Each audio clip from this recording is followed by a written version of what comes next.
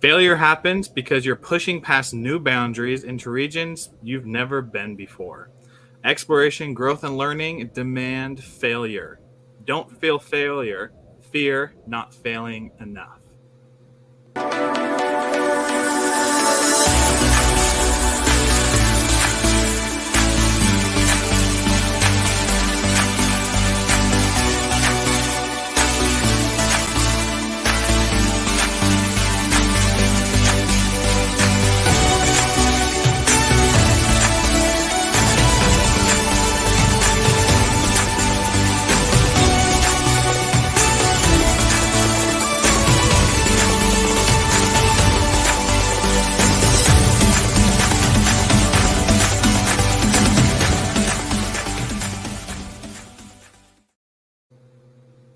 Welcome, listeners, to another podcast episode of Champion Reads, where we talk about best-selling books by best-selling authors and the principles that are in there. I am pleased to be here with you today. My name is William Blake, and with me, we also have our other executive producer, Mr. Ian Sturmer, as well as the founder of Champion Circle, John Kovach Jr. Today, we're going to continue our talk about the alter ego effect by Todd Herman. And more specifically, because we don't just talk about the books. That's not why the book club's here. The book club is here so that we can take those principles and have a good discussion about them.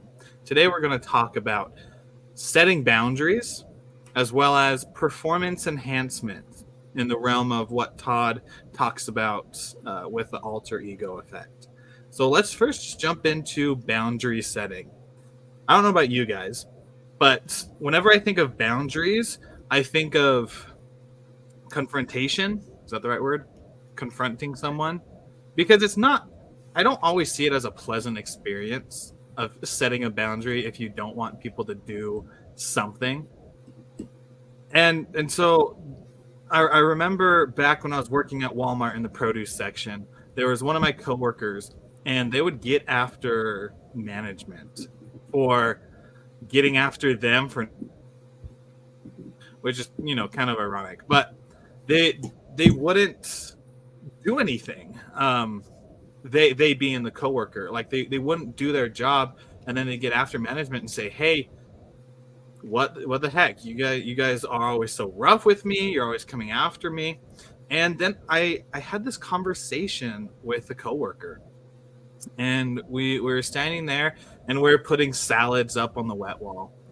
And while we're doing that, I'm like, "Hey, what's going on, man? What's the deal with you and management?" He goes off with this whole thing about it, and I'm like, "So do you think they're setting rules, or do you think they're setting boundaries?" And we had a really good discussion about that. And afterwards, it came out, and he's just like, "Well, I guess they have the rules in place, but they're setting boundaries so that I don't lose my job." It was like a whole 180 flip from this anger side to this understanding side. And he just went out the rest of the day. I think he talked with management after and had a good conversation. But setting boundaries is important, because when we set boundaries, one, in our personal lives, like on one-on-one, it sets the standard for how we want people to interact with us. As well as when you take it into business and set boundaries, some people do it. Some people do it just because they don't want to deal with it. But I think most of the time people bring up rules, bring up laws, bring up whatever it is, because they're trying to help you to be better, or helping you and saving you from dropping off the railroad track, in that term of phrase. So I'd like to hear Ian, I'd love to hear your thoughts on boundary setting. Yeah. We always hate boundaries and hate rules and hate these regulations we have to follow. But I think that my favorite analogy with that is a kite. If you're flying a kite and it's on the string, there's the story of the little boy who said, "Can't we cut the string so the kite can fly and be free and go as high as it wants to and not be limited?" But of course, as soon as you cut the string in that kite, the whole thing comes crashing down. So it's actually that boundary, that limitation, that allows it to fly. It's not what holds it back. And in so much of our life, that's the case.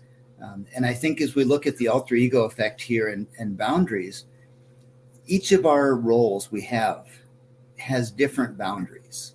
And we have to understand where those boundaries are and what we can do within that context. Like you said, with your example at Walmart, first they're kind of complaining that these bosses are putting all these rules and regulations, and it's terrible how mean they are to me, because they're looking at them in the persona of an evil boss. And in that conversation you had, you changed their role, or in a sense, their alter ego of your boss into a friend who's there to help them. And then suddenly those boundaries changed completely. And I think that's something to keep in mind, that every situation has a different boundary that we need to be in. I was just talking, my son-in-law is visiting with us these last couple of days. And a couple times in the conversation, I started by saying, I'm going to step into my dad role for a minute here and say this to you. And other times when I talk to him, I'm in the friend role. And sometimes I have to explain what my boundary and my alter ego is, or my role is for that time. And when I do that, then the boundary that I set makes sense. And he can say, okay, he's being a dad. That's why he's saying that. So I can listen from that one. And now he's being a friend, or now he's being a business person to talk to me. So I think as we understand the role we're in and how the boundaries fit that, when we're speaking, and maybe especially when we're listening to people, so that we're not being that one, like your example, offended and upset and harming ourselves through negative emotions, but instead feeling that the positive side of it. So yes, understanding where those boundaries are and the role that those boundaries fit in, I think is critical to us being happy and succeeding.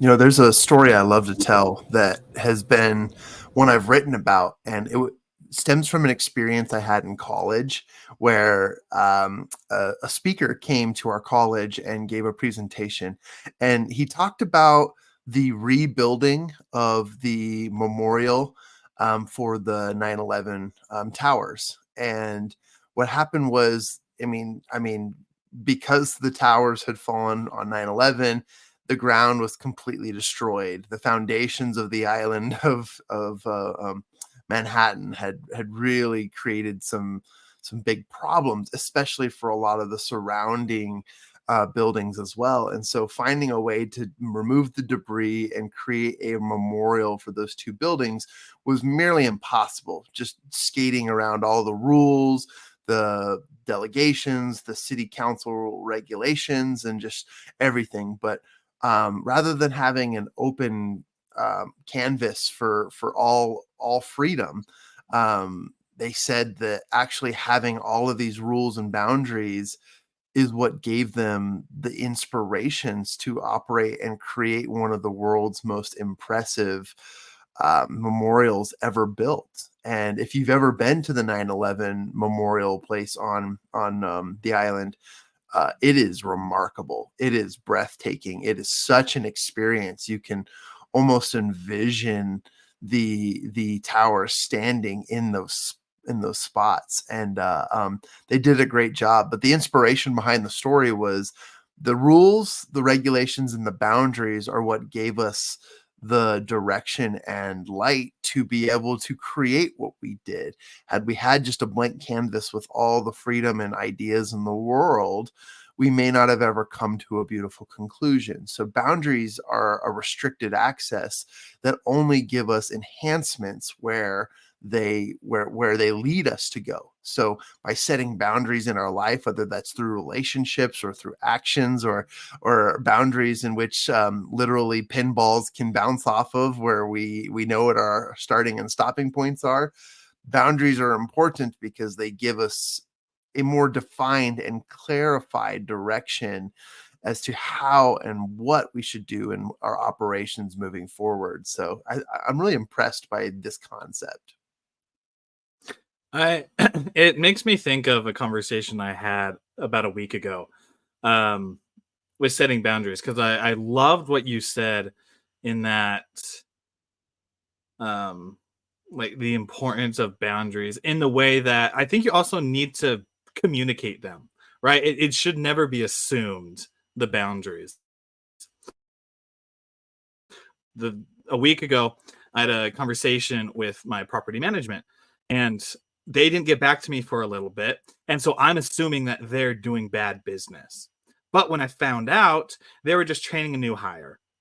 It helped me realize, because I've been in property management before, and I know that when you have a new hire, it like they're a new hire for a couple weeks, and it takes a little bit to catch up onto the work that piles up once you get a new person in there. And so when they said that, I flipped a whole 180. I'm just in my mind, I was just like, I'm so sorry for the negative thoughts that I had about you the last couple days that no one else is going to know except whoever listens to this now. um, but boundaries just need to be communicated, because when you communicate them, um, perspectives grow, right? My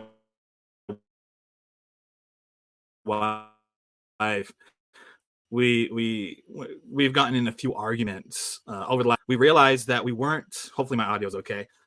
We were realizing that we weren't getting the best out of our relationship, and that was because we weren't communicating the boundaries that we need. I know when my mind gets all cloudy and such, I need to take a 10-minute break. I just need to jump out, take 10 minutes, and then jump back in. My wife, she needs to jump out for a little bit longer, and that's just how she processes her feelings. So whenever we get in an argument, or whenever the kids are just kind of so overwhelming that we can't take it, we were just walking off, being like, I'm done. I need time. And when we first did it, we got angry with each other, because one leaving the kids there with one parent when both of us were stressed out, it just seemed messed up. It seemed irresponsible. It's, all those negative things that come into your mind. But it was just like, hey, I just need a timeout. Can you handle it for 10, 15 minutes? And when that was communicated, it's just like, yeah, absolutely, I can do that.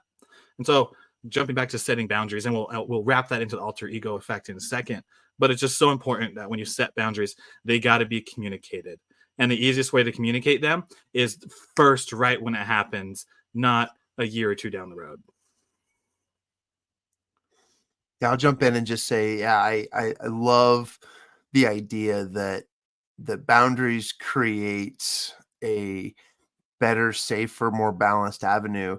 So people are probably wondering, like, when it comes to the alter ego effect, how do you set boundaries for yourself? And I'll answer that question, and my opinions are probably different than everyone else's, which is what makes this podcast so unique and fun. I'll go back to the example in episode 1 on this discussion where we talk about the various roles that we play. And if I'm putting on my hat, and let's say my hat is my competitive volleyball playing hat, right? And my role on the volleyball team is to block, no mercy, take everyone's name, right? And to spike the ball as hard as I possibly can so that I can generate a win competitively for my team. If I am wearing the same volleyball hat while at the grocery store, they're going to ask me to leave in a hurry because I'm spiking all the cereal boxes and I'm throwing down the watermelons. I can't wear that hat. And so when it comes to wearing the right hat in the right situation, you create boundaries for yourself by knowing what's socially appropriate, by knowing what you should do in every scenario. You will be thoroughly exhausted, but I don't think you will be unfulfilled if you put on a hat and wear it a little too long. I think you'll be satisfied with your results and you'll push yourself in ways that you can go longer. It's just like training for a marathon. In order to run a marathon, you have to be able to train so that you can run 26.2 miles. And if you decide to cut short on that, it's going to be very, very painful. Just like any other thing, as we take on various roles, as we use our alter egos at work, or if we need to pump ourselves up to take a sales call or do something that's uncomfortable or do something that's just out of our norm, we take on our alter egos so that we can be the superhero that we really are. But you've got to train, you've got to practice, and you've got to do this. And making that balance is just knowing when to start, when to stop. And also, your boundaries are when you should take off that hat and where that is appropriate in different circumstances. I might want to put on the volleyball hat when I'm being sold a new vehicle so that I don't come across as easy and someone who will just listen to whatever the car salesman will say, right? I may want to alter my ego in order to get things and get better results. And that just takes time and practice. And that's usually my answer for most things is, patience, time, and practice, because that is a lot of what goes into the betterment of people and humans. I mean, we're not always going to be perfect. We're not always going to be the best, the best of ourselves all the time, but we're trying. And the only person who really is in effect here is you, because you're the only one who knows. And when you have that sense, and I'm going to say something that might come across as controversial because some people accept it and still some people don't. I know, right? Oh no, don't say anything political. No, it's about this idea that people are experiencing imposter syndrome. And there's two reasonings behind it, in my opinion. And again, my opinion is not a doctor's opinion. It's John Kovach, right? And I know that it's a real thing, but I want people to understand that the reason why you're exhausted and you're feeling like an imposter sometimes is because you're not giving yourself the well-balanced breakfast of that alter ego, or you haven't practiced enough. Because actors, when they get off stage, for the first show, they're probably exhausted. It's a new experience. They've been rehearsing and rehearsing. But after the 12th show, they can do it with their eyes closed, and they can do 3 shows in one night, and it's no big deal. So just taking on a persona is important to know that it takes time and practice. You've got to have patience with your results. It does take time. Overnight successes are not the types of successes you should seek to have, because they can create problems down the road. So the other reason and excuse is that it really is a medical condition that you don't feel yourself, and that is something you should definitely see a therapist for, or go talk to your doctor, because there are medical reasons. But if it just has to do with being out of alignment, it means you haven't practiced enough. You haven't spent enough time mastering the trade that you're projecting yourself to be. And there's nothing wrong with that. That's just the alter ego saying, hey, you're really inflating yourself for something that we haven't trained for yet. You're 1 mile into 26.2 miles. We should have practiced longer. You might want to take a small walk for a little bit, or intervals, right? You might want to pace yourself. So that's your body responding to what it really is going through. And that's why it's a real thing. But yeah, I wanted to share into that. Yeah. First of all, to be controversial, you're all wrong. But other than that, but I love what you're saying there. And you get into imposter syndrome, I think that really fits the idea of boundaries. And I think when we're creating that alter ego, we need to clearly define the boundaries of what that alter ego is there to do. What are we trying to accomplish, and making sure that it's what we really want. These alter egos are to help us become the person we want to be for that situation, not to become what somebody else wants us to be. And as we take time to define what we want that character to be, whether it's us as a speaker, or us in the boardroom, or us as a parent, whatever it is, we need to make it what we actually want. I somewhat jokingly say that I am the biggest hypocrite when I go to church, because I am not nearly as wonderful and righteous and spiritual as I act like when I'm there. But that's what I want to be. So I create some of that alter ego to be the person I want to be, not to be a phony with it. And as you create those boundaries, I think that allows you to move from one to another without really the problems with that. And just a real quick example I love of that, if you guys are familiar with Norma Jean Mortensen, who is better known as Marilyn Monroe. And according to legend, she would walk down the street with her friends and no one would pay her any attention. And she'd say, "Watch this." And she would put on her alter ego of Marilyn Monroe. And people would run up and ask for autographs and turn around and stare at her. But she had defined the difference between those so much that people could see which one she was in. But unfortunately, in the end, she blurred that and she lost her own identity and kind of had a tragic ending of her life through that. So that's kind of the idea of the boundaries, to define what you want to be and help you move back and forth between those. I love what's being said because it hits upon the point that I didn't realize until now. Like we keep saying the alter ego effect, obviously, because that's the book that we have. But John, the way that you said it, it's altering our ego. And I'm like, wow, that changes a lot. Because a lot of times we might think of ego as the pride, the overzealous of confidence and everything. But if you actually look at the definition on Google, it's your self-esteem. It's like what you think about yourself. And so altering your ego in different moments does exactly what you two just spoke about. It's changing it so that you can become more of your true self in different instances. John, you mentioned imposter syndrome.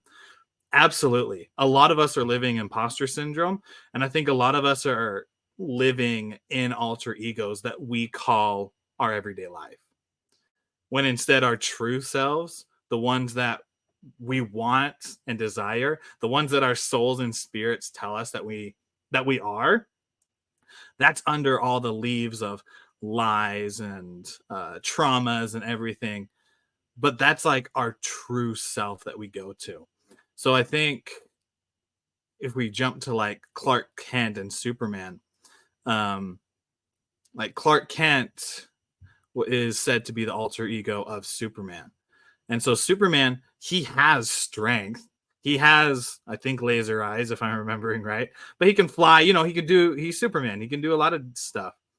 But there are moments where he just can't be that at that time. And so he goes over to Clark Kent for a little bit. That's kind of the same as what we need to be, not to stay with imposter syndrome, but to transform out of imposter syndrome, of taking who we think that we are and start unraveling it, start building boundaries, start changing our performance to be able to get to a more truer self of who we are. And I think that, that can be in any part in life. But I think most importantly is setting the boundary of you can't be that person all at once right here, right now, because you have not practiced it, you have not experienced it, you have not gotten into that mode. But we talk about consistent little steps of slowly turning yourself back to who you truly are. You are then altering your ego back to who your ego is, not the bad version, but the self-esteem, the self-confidence of who you are. Yeah, let's go back to the idea of training for a marathon, right? Because if you are wearing a particular hat and you need to switch that role real quick, a great way to separate the different egos, right, is oxygen. Oxygen is the number one thing, and it is literally the same thing as training for a race, as you are training to enhance your ego, which you're absolutely right, Willie. Our ego is literally our self-esteem. It has nothing to do with being someone different than who you are. The argument of, is Clark Kent Superman or is Superman Clark Kent? There's no argument because it is the same. But I do love Ian's example of Marilyn Monroe because it is her portrayal that caused people to line up and take photos and paparazzi her, right? But it's the portrayal of who she is will never change who she is deep down in her core. It's just esteem, and it's also how you are perceived and how you put yourself in that position to be perceived. But we got to train for it. And I love breathing exercises. I will say every single day, have you breathed today? Like, have you taken a big deep breath?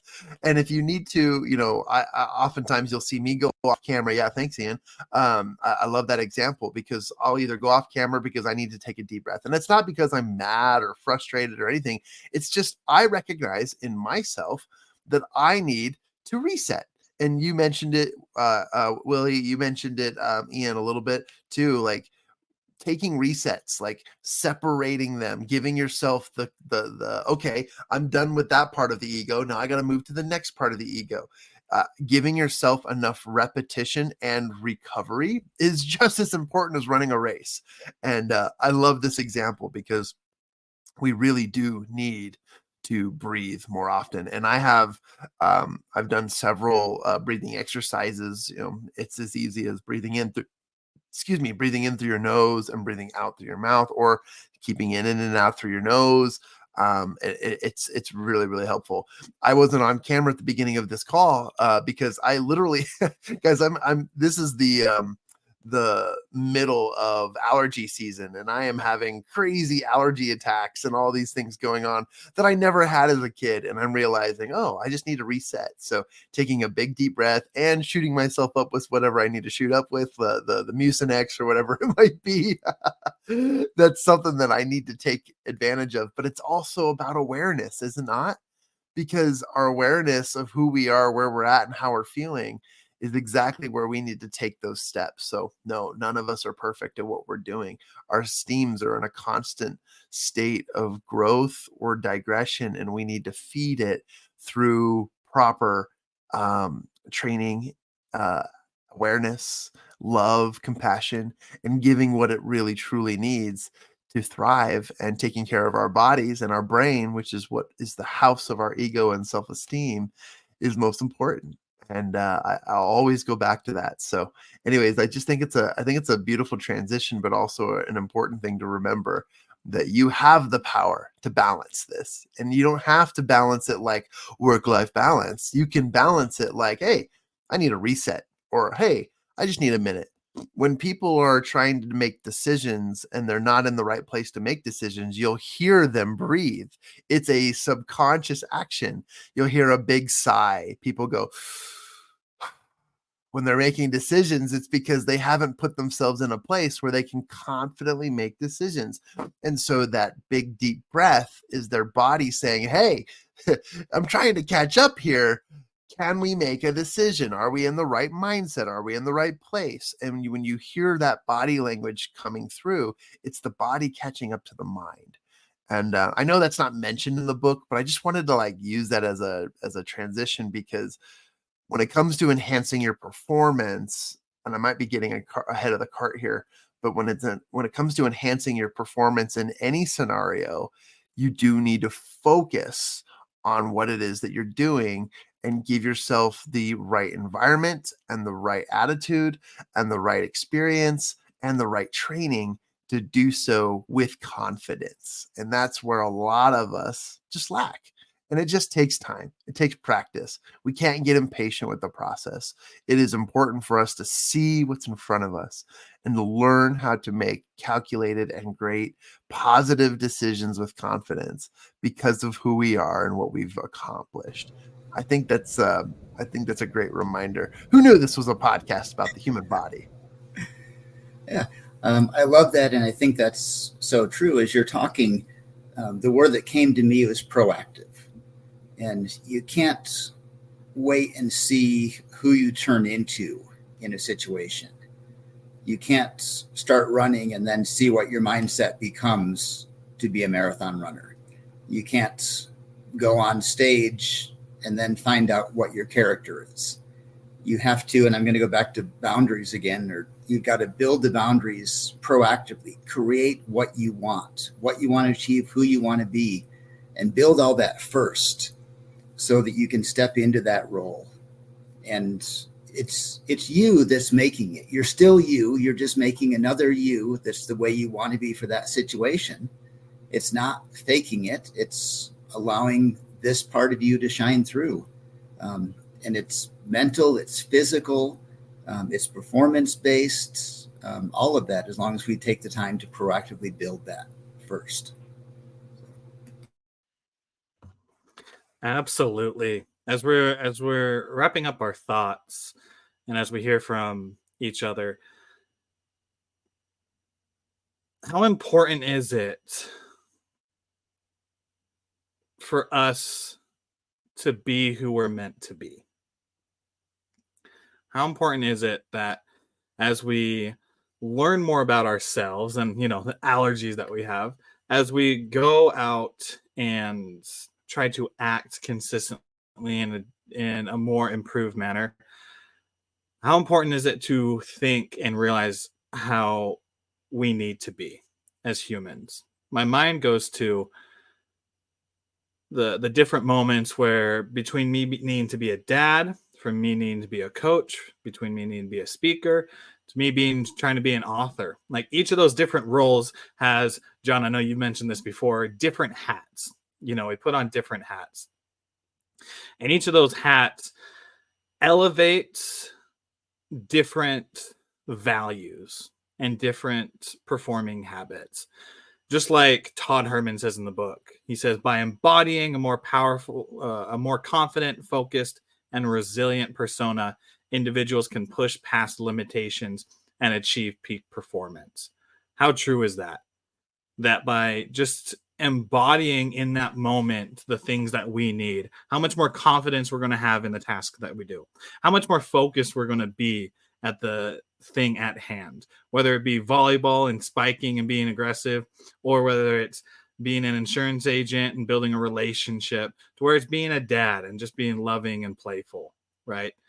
And having that resilient persona, not setting up those boundaries, not letting anything come in, but to enhance ourselves so that we can go past the limitations that we're humans, that we have every single day, and to achieve that peak performance that we desire to have on a daily basis. I think it is so important to, as we are trying to alter our egos, trying to find something new, I'd say for everyone, all the champions who are listening, that to be a champion, you don't have to be much of something different. You just got to change. You just got to focus on different values at certain times. And so you might already be a champion inside. It's just you're trying to be a champion all the time in every single area, holding all the different values up at the same high performance level, which that doesn't work. But instead, when you try on your different hats for your different activities, the champion's the one that's able to focus on the 3 or 4 that's needed in that situation, and then transfer it, take that break in between, and then figure out the next 3 or 4 for the next thing. So I want to hear your guys' final thoughts on the alter ego effect as we wrap up the conversation for today. Yeah, I'm inspired by each other's words, and it's important to take our own advices, but to also to recognize and be aware of where you're at with your ego, and to always take a deep breath in and say to yourself how important and powerful and strong and amazing you are, because your self-esteem is what is definitely being shown to the world. And when you take an advantage of understanding your esteem from that perspective, you can make a bigger difference in your life and in your results. So I hope that this podcast and these discussions definitely influence you to take care of yourself, but to also reflect on where you're at so that you can make adjustments. And that's my share. I'm just going to say amen. I love this. Thank you, everyone, for listening. I've learned a lot here. What a great thing to end on. Thank you, champion. Thank you for John and Ian for being here. But more importantly, thank you for you champions for listening today. If you found inspiration in this episode, go ahead and subscribe to our podcast, Champion Reads. You can find that link, all of our other social media links, and links to our events and accountability and coaching at mychampionscircle.com. And any comments that you have, we'd love to hear about them. Go ahead and email us at info@mychampionscircle.com. And we'll be more than happy to listen to your comments, reply to you. And as we're building a community of champions, we want to be able to hear from you. So we're grateful for you champions for being here today. That wraps this episode up. Thank you again for everyone. And always remember to continue to be the best you can be the champion in your life. And you already are the champion. You just got to focus a little more in different areas, in different parts of your life. And you can do that through small, consistent actions. We'll see you on the next episode of Champion Reads.